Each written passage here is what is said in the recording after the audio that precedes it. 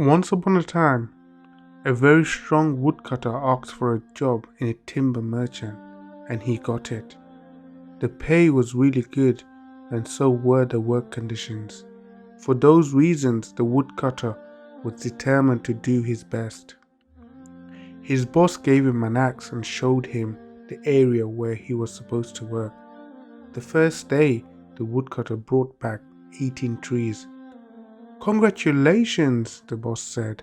"Go on that way."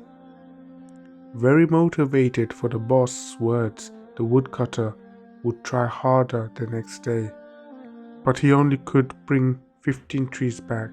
The third day he tried even harder, but he only could bring 10 trees. Day after day, he was bringing less and less trees. "I must be losing my strength," the woodcutter thought.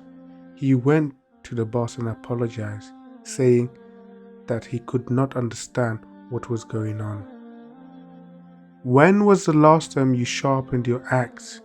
the boss asked. "Sharpen? I had no time to sharpen my axe. I have been very busy trying to cut trees." Our lives are like that. We sometimes get so busy that we don't take time to sharpen the axe.